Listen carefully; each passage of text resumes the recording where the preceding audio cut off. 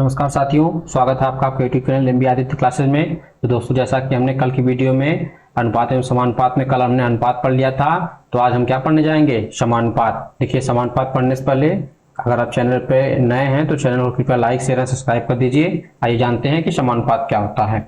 देखिए, ऐसा समीकरण मतलब समानुपात का मतलब ऐसा समीकरण जो यह प्रदर्शित करे कि दो अनुपात आपस में बराबर हैं। क्या है? दो अनुपात आपस में बराबर हैं। जैसे कि हम ले लें, जैसे कि हम लोग मान लें A:B।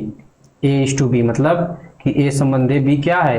एक अनुपात है, और मान लें कि C:D क्या है? दूसरा अनुपात है। तो इन दोनों के बीच इक्वल का रिलेशन मतलब ऐसा समीकरण जो यह प्रदर्शित करे कि दो अनुपात आपस में क्या है? बराबर है। इसका मतलब क्या हो गया? इसको हम ऐसे लिख सकते हैं ना, A/B = C/D। इसको ऐसे लिख सकते हैं कि मतलब दो अनुपात आपस में क्या है? बराबर है। तो ऐसा समीकरण जो यह प्रदर्शित करे कि दो अनुपात आपस में बराबर है, उसे क्या कहते हैं? समानुपात कहते हैं। उसे क्या कहते हैं? समानुपात कहते हैं। आइए जानिए समानुपात। देखिए कि हम जब ऐसे प्रदर्शित करते हैं कि जब दो अनुपात आपस में क्या है? बराबर हैं। ठीक है, तो देखिए समानुपात दिखाने का तरीका क्या होता है कि A:B, इसको हमने लिख दिया A:B। देखिए, इसको हम लोग दो बिंदु मतलब चार बिंदु दिखाते हैं। C:D, देखो इसको पढ़ते कैसे हैं कि A:B एज, इसको क्या पढ़ते हैं इंग्लिश में? एज। C:D, या तो हिंदी पढ़ेंगे तो A:B समानुपाते C:D, मतलब क्या पढ़ेंगे? A:B समानुपाते C:D पढ़ेंगे। ठीक है, आइए अब जानते हैं। देखिए, इन दोनों में मतलब अगर हम कहेंगे कि A:B समानुपाते C:D मतलब A:B समानुपाते C:D, तो देखिए बी और सी को अंतःपद कहते हैं। क्या पद कहते हैं? अंतःपद। इसको क्या कहेंगे हम? बी और सी को क्या कहेंगे? अंतःपद। और जो बाहर बाहर वाले हैं मतलब ए और डी, इसको क्या कहेंगे? बाह्यपद। क्या कहते हैं? बाह्यपद कहते हैं। क्या कहते हैं? बाह्यपद कहते हैं। मतलब कि जो अंदर वाले हैं बी और सी, इसको अंतःपद कहते हैं, तथा जो बाहर है उन्हें क्या कहते हैं? बाह्यपद। मतलब अगर इंग्लिश की बात करें तो इसे देखिए मीन्स कहते हैं, और इसे क्या कहेंगे? बाह्यपद को एक्सट्रीम्स कहते हैं। ठीक है, मतलब इसको मीन्स कहेंगे, इसको क्या कहेंगे? एक्सट्रीम कहेंगे। मतलब हमारा बी और सी क्या है? मीन्स है, और ए और डी क्या है? एक्सट्रीम है। ठीक है, और हमेशा जो डी होता है इसको हम लोग चतुर्थानुपाती कहते हैं। क्या कहते हैं? चतुर्थानुपाती कहते हैं। कभी कभी क्वेश्चन दे देता है, तीन संख्याएं दे देगा और पूछ देगा तीनों संख्याएं को बताइए चतुर्थानुपाती क्या होता है। तो हम लोग क्या कहते हैं कि A:B समानुपाते C:D। जो डी होता है इसे क्या कहते हैं? चतुर्थानुपाती कहते हैं। क्या कहते हैं? चतुर्थानुपाती कहते हैं। ठीक है, आइए चलते आगे बढ़ते हैं। देखिए, आगे बढ़ने पे हमें क्या मिलता है? तीन का नियम। देखिए, तीन का नियम क्या होता है कि हमने भी बताया ना कि A:B मतलब एज C:D मतलब A:B समानुपाते C:D।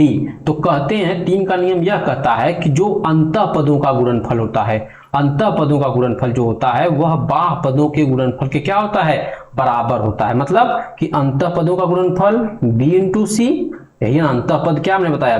B और C क्या होते हैं? अंतः पद। और अंतः पदों का गुणनफल बराबर बाह्य पद क्या क्या है? A है और D है, तो बाह्य पदों का गुणनफल। तो इसको ऐसे लिख सकते हैं AD बराबर BC, अंतः पदों का गुणनफल बराबर बाह्य पदों का गुणनफल। देखिए इसको लाया कैसे जाता है? बहुत ऐसा नहीं, इसको देखिए ऐसे लिख सकते हैं ना, A/B = C = C/D ऐसे लिखते हैं ना, A/B बराबर C/D। हमने भी बताया। देखिए AD को कहाँ कर लें? इस बगल पक्षांतर कर ले। देखिए D को इधर पर कर लें और B को कहाँ कर लें? इधर कर लें, तो AD बराबर BC। इसीलिए कहते हैं कि जो बाह्य पदों का गुणनफल होता है वह अंतः पदों के गुणनफल के क्या होता है? बराबर होता है। ठीक है, इसी पर देखिए हमको सवालें देखने को मिलती है। तो देखिए ये हमारा पहला सवाल, देखिए इस पर क्या आधारित है। देखिए पहला सवाल हमारा क्या कहता है कि यदि 2x + 7 = 4 मतलब समानुपाते 3x - 5:9, तो x का मान पूछ रहा है। तो क्या पूछ रहा है? x का मान।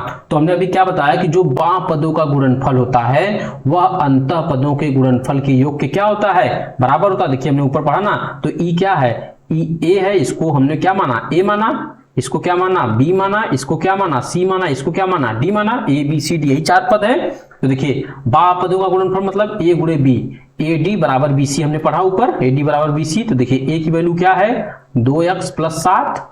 ठीक है, और D की वैल्यू क्या है? 9। डी की वैल्यू क्या है 9 बराबर बी की वैल्यू क्या है 4 है, और देखिए सी की वैल्यू क्या है 3x माइनस 5। आइए देखिए इसको हल करते हैं, हमारा एक समीकरण बन गया, इसको सॉल्व कर x का मान निकाल लेंगे। ठीक है, देखिए 9 का गुणा 2 में करेंगे 9 दूनी 18, x जैसा का तैसा।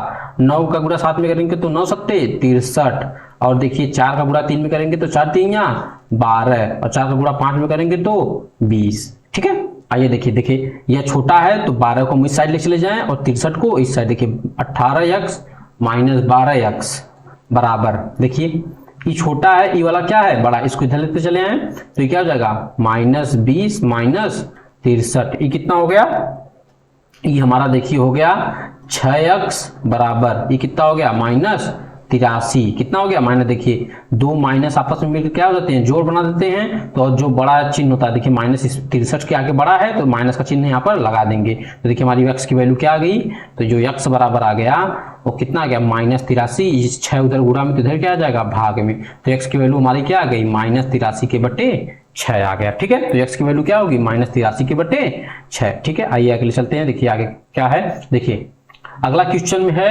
कह रहे हैं कि 8, 9 और 16 का चतुर्थानुपाती क्या होगा। तो हमने क्या बताया था कि जो इस वाले फार्मूले में AD = BC में, ठीक है, जैसे हमने इसको क्या लिखा था A/B एज C/D, यही लिखा था ना एज C/D। तो हमने क्या बताया था D जो होता है वो क्या होता है चतुर्थानुपाती, D ही क्या होता है चतुर्थानुपाती, तो यही होता है ना चतुर्थानुपाती यही होता है। तो हम क्या D को क्या है यहाँ पर क्या मानेंगे चतुर्थानुपाती। तो देखिए वैल्यू रखते हैं, देखिए अब इस क्रम में अगर सवाल में ऐसे क्रम दिया है तो पहले को क्या मानेंगे A, दूसरे को B, तीसरे को क्या मानेंगे C, और D हमारा पता नहीं है। जब 3 लगातार दिए हैं तो A, B, C, D को निकालना है हमें चतुर्थानुपाती, क्योंकि पूछा है यहाँ पर। तो हम जानते हैं चतुर्थानुपाती क्या होता है D होता है। तो देखिए A, B, C तीनों सीरियल में दे दिया, ऐसा नहीं है कि हम इसको B मान लें, इसको A मान लें, इसको C मान लें, ये गलत हो जाएगा। हमें हमेशा सीरियल में मानना है, A पहले A, फिर उसके बाद B, फिर उसके बाद C। तो हमारा A, B, C हो गया। तो देखिए A की वैल्यू क्या है 8, D की वैल्यू नहीं पता, ठीक है, B की वैल्यू क्या है 9, C की वैल्यू क्या है 16। ठीक है, देखिए D इधर 8 गुणा में इधर जाएगा तो भाग में हो जाएगा, तो 9 गुणे 16 के बटे 8। देखिए 8 दूनी 16, 8 दूनी 16 गया, तो देखिए 9 दूनी 18, तो D की वैल्यू कितनी आ गई 18। मतलब इन तीनों जो संख्याएं हमें जो 3 नंबर दिए हैं 8, 9 और 16, उनका चतुर्थानुपाती क्या होगा 18 होगा। चतुर्थानुपाती का मतलब क्या है, अगर हम एक रेशियो में रखें तो ये क्या हो जाएंगे उसके बराबर आ जाएंगे। देखिए हम रख कर दिखा रहे हैं, A की वैल्यू हमने कितना माना 8 उसमें बोला था, B की वैल्यू 9 बोला था, और C की वैल्यू कितना बोला था 16, तो D की वैल्यू हमें कितना आ गया 18 आ गया। तो देखिए A के बटे B बराबर C के बटे D हमें आना चाहिए। ठीक है, तो देखिए A कितना है 8 है, B कितना है 9 है, C कितना है, देखिए C 16 है और D कितना 18। देखिए 2 से कटेगा, 2 8 16, 2 9 18। देखिए 8 के बटे 9 बराबर 8 के बटे 9 आ गया ना, तो इसका मतलब जो हमारी D की वैल्यू है वो क्या है सही है। ठीक है, तो हमारा D जो कितना आया था 18, वही क्या होगा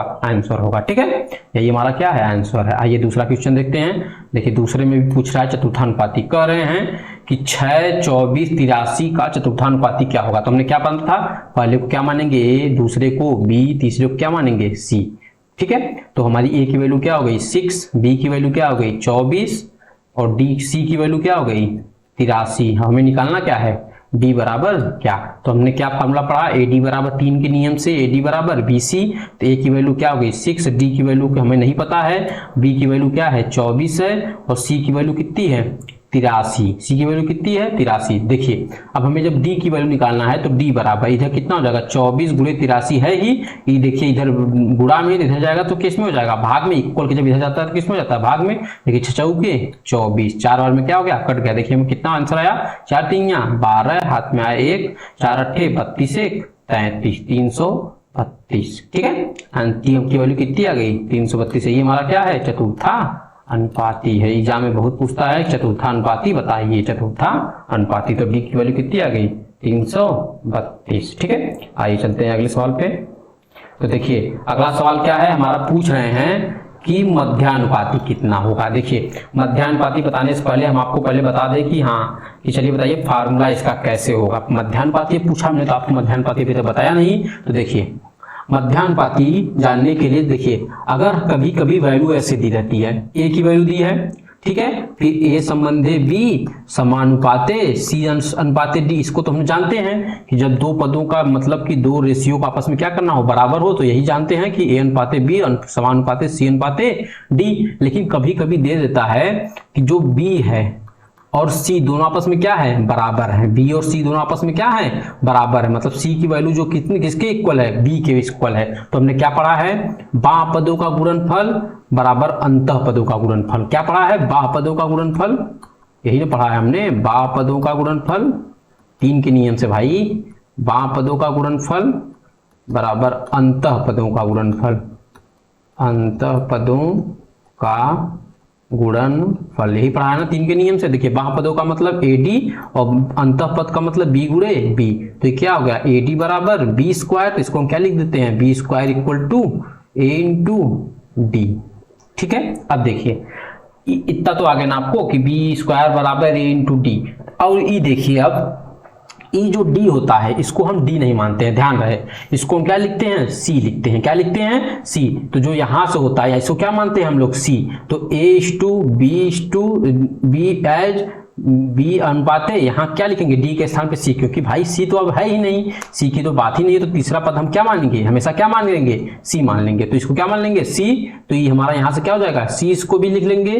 देखिए हमने आपको बस समझाने के लिए बताया था AD बराबर होता है, लेकिन देखिए अब यहाँ क्या लिखेंगे हम लोग, सी, क्योंकि हमने वहां बाहरी पद क्या कर दिया, सी कर दिया, तो इसको भी क्या लिखेंगे, सी लिखेंगे।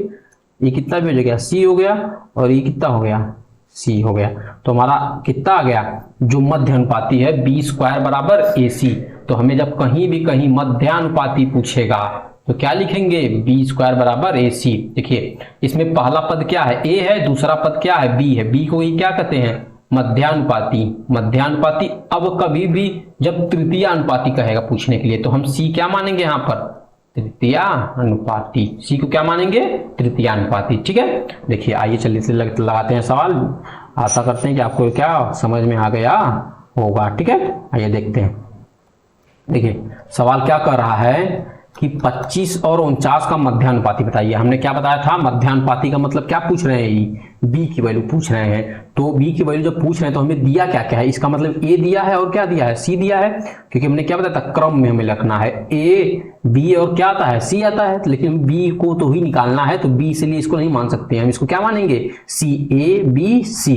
ठीक है, तो देखिए हमने क्या फॉर्मूला पढ़ा, B square equal to A सी। क्या फॉर्मूला हमने पढ़ा है, B square equal to A सी। तो देखिए बी की वैल्यू हमें नहीं पता, तो बी स्क्वायर, ए की वैल्यू हमें पता है 25 और सी की वैल्यू कितना है 49, यही ना। ए की वैल्यू यहाँ पर 25 हमने मान लिया, सी की वैल्यू कितना मान लिया 49, बी की वैल्यू ही पूछ रहे हैं। देखिए B square equal to A सी, तो देखिए बी इक्वल टू, जब इधर स्क्वायर में है तो इधर क्या जाएगा, स्क्वायर रूट में हो जाएगा, तो क्या हो जाएगा 25 गुणे क्या हो जाएगा 49। ये बताइए बी बराबर 25 का अंडर रूट कितना होता है 5, और 7 का स्क्वायर रूट कितना होता है 7, 49 का स्क्वायर रूट कितना होता है 7, तो कितना आ गया, बी की वैल्यू कितनी आ गई, बी बराबर 7 × 5 = 35। तो जो मध्यानुपाती है ए और सी का, मतलब 25 और 49 का मध्यानुपाती कितना आ गया, 35 आ गया। यही हमारा क्या है, आंसर है। आइए देखते हैं अगले सवाल। देखिए अगला सवाल क्या है कि 16 और 20 का क्या पूछ रहे हैं, तृतीय अनुपाती। मतलब देखिए तृतीय अनुपाती का मतलब ए की वैल्यू दिया है, सीरियल में लेंगे हमेशा, बी की वैल्यू दिया है, तो तृतीय अनुपाती का मतलब हमने क्या पूछा, तो सी की वैल्यू क्या कर रहे हैं, पूछ रहे हैं। मतलब ए बराबर 16 दे दिए हैं, बी बराबर 20 दे दिए हैं, तो सी बराबर क्या हो रहा है, पूछ रहे हैं। तो देखिए क्या हमने बताया था, B square equal to A C, B की वैल्यू कितना है 20, इसका स्क्वायर 20 का स्क्वायर बराबर ए का मान कितना है 16, सी की वैल्यू हमें बताना है, क्योंकि तृतीय अनुपाती हमने क्या बताया था, सी को हम लोग क्या मानेंगे, तृतीय अनुपाती। तो देखिए बी स्क्वायर का मतलब 20 का स्क्वायर हम क्या लिख सकते हैं 400, मेरे भाई 20 का स्क्वायर कितना होता है 400 होता है, 16 गुणे सी। देखिए हमें सी की वैल्यू निकालना है, तो सी को इधर कर ले, 400 इधर है, देखिए 16 इधर गुणा में है, तो जब इक्वल को उधर जाएगा तो किसमें हो जाएगा, भाग में।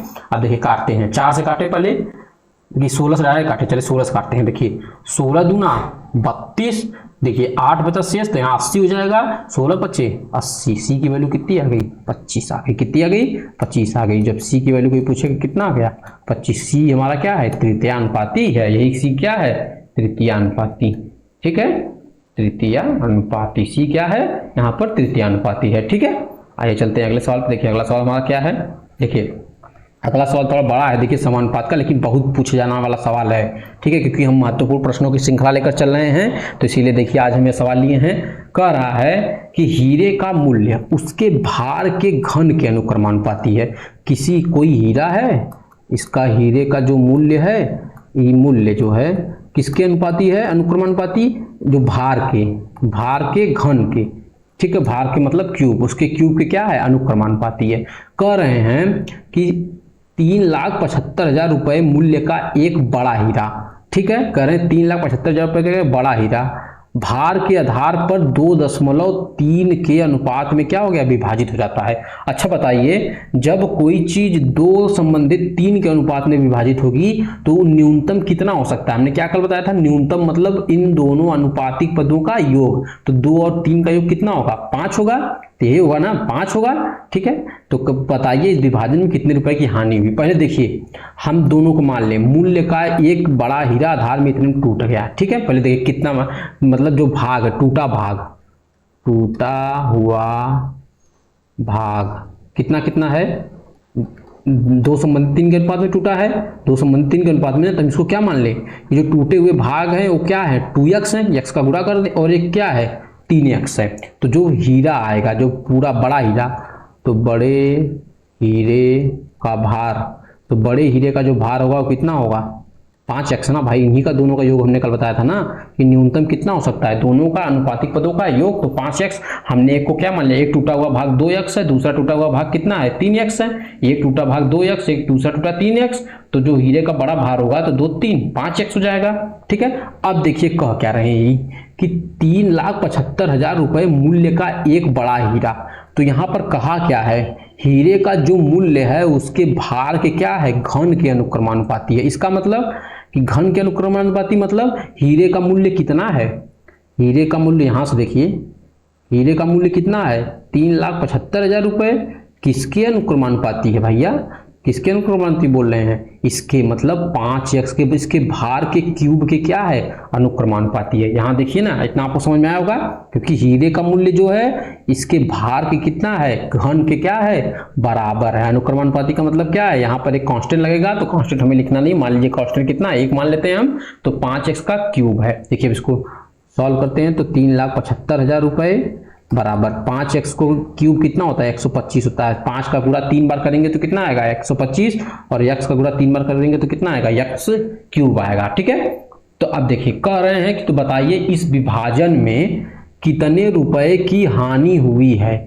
अच्छा ये बताइए, हानि जो होगा वो कैसे हम निकाल सकते हैं, तो जो हानि होगी वह कैसे निकाल सकते हैं, देखिए हानि का कैसे निकाल सकते हैं। अब यहां से देखिए आ जाइए, हानि देखिए कैसे होगी, हानि बराबर हानि कितना हुआ इसको पता करते हैं।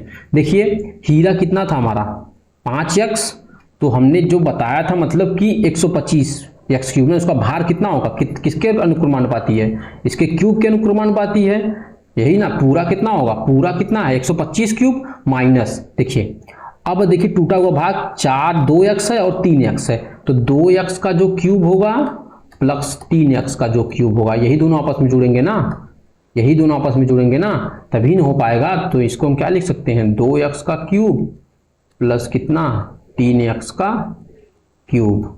देखिए ठीक है, इतना तो आपको समझ में आ गया होगा। देखिए हानि कितनी हो गई, 125, इसको थोड़ा हम लिख लेते हैं इधर, 125 क्यूब माइनस, देखिए 2x का क्यूब प्लस 3x का क्यूब, यही ऊपर लिखे, इसको इधर लिख रहे हैं क्योंकि ऊपर कट रहा होगा, ठीक है।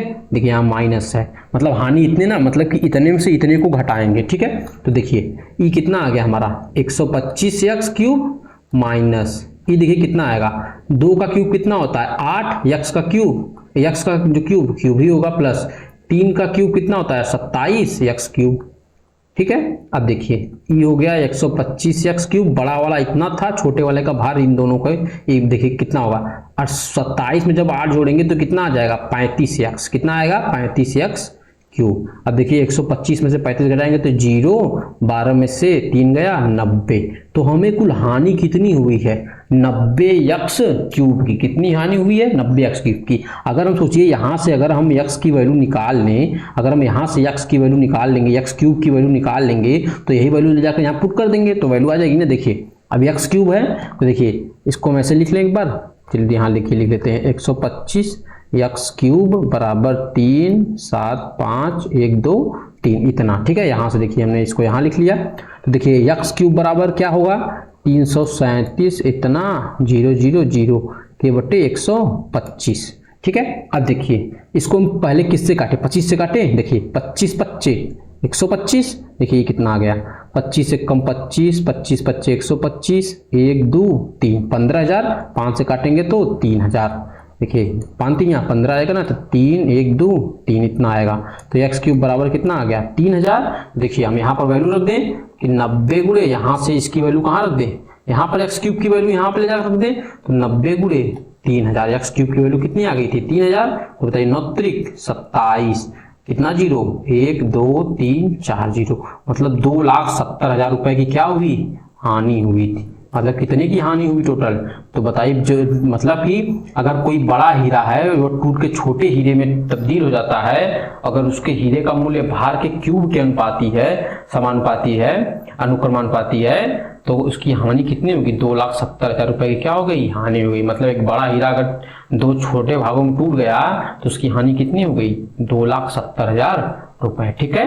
मतलब हमने क्या किया, हीरे का मूल्य यहाँ पर दिया था भार के अनुक्रमानुपाती है क्यूब के, तो भार के क्यूब के अनुक्रमानुपाती कर लिया, फिर टूटा हुआ भाग हमने निकाल लिया, फिर बड़े हीरे का भार कितना हो गया 5x हो गया, तो 5x जब हो गया तो यहाँ 5x का क्यूब के बराबर है, यहाँ पर देखिए बराबर है ना, तो हमने यहाँ से वैल्यू निकाल लिया इसका भार के क्यूब के, यहाँ देखिए रखकर 125 आ गया, यहाँ सॉल्व किया एक्स क्यूब की वैल्यू आ गई, ठीक है। एक्स क्यूब की वैल्यू मान लीजिए हमने निकाल लिया, उसके बाद देखिए हमने हानि काउंट किया, तो बताइए हानि जो होगी वह 100 इसके भार में ही होगी ना, क्योंकि हानि इसके भार में ही होगी। तो पहले कितना था 125 एक्स क्यूब, अब टूट कर जो कितना हो गया टूट के 35 एक्स क्यूब होगा, जो टूटा हुआ भाग है उसका भार कितना है 35 एक्स क्यूब के बराबर है, और जो पहले वाला खड़ा था उसका कितना भार है इतना, देखिए सब जोड़ने पर ही आया है 2 एक्स क्यूब प्लस 3 एक्स के दोनों भाग को जोड़ कर देखिए लाए हैं भार, तो 90 एक्स क्यूब क्या हुई उसकी हानि टोटल हुई, टोटल हानि हुई कितना हो गया 2,70,000 रुपए उसकी क्या हो गई हानि हो गई, ठीक है।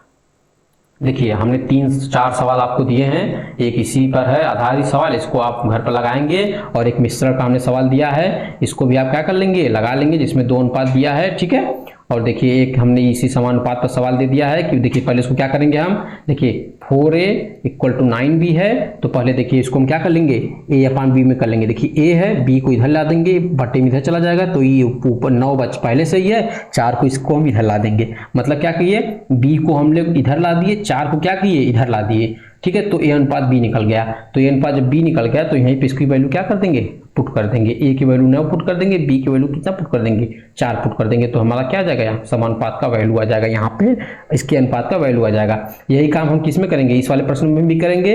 हम पहले a क्रॉस मल्टीप्लाई करके क्या निकाल लेंगे a/b, पहले मतलब a/b निकालेंगे, a/b निकालने के बाद क्या कर देंगे यहाँ पर वैल्यू रख देंगे, ठीक है। तो हमारा क्या आ जाएगा आंसर आ जाएगा, ठीक है। अगर आप लोग लगाइएगा, अगर आपको कोई प्रॉब्लम होगी तो हमें मैसेज कर दीजिएगा, कमेंट कर दीजिएगा, तो कल की वीडियो में हम इसका क्या कर सोल्यूशन करा देंगे। अगर किसी भी सवाल में आपको परेशानी हो तो कमेंट कर दीजिए, कल हम आपको क्या कर देंगे सवाल को फिर से समझा देंगे, ठीक है। तो आप चैनल को क्या कर दीजिए लाइक शेयर सब्सक्राइब कर दीजिए, और अपने दोस्तों में क्या कर दीजिए इसे शेयर कर दीजिए, और बेल आइकन अभी तक ने आपने अगर आप लोगों ने ऑन नहीं किया तो उसे क्या कर लीजिए ऑन कर लीजिए, इससे नोटिफिकेशन आपका मिलता रहे, ठीक है। धन्यवाद।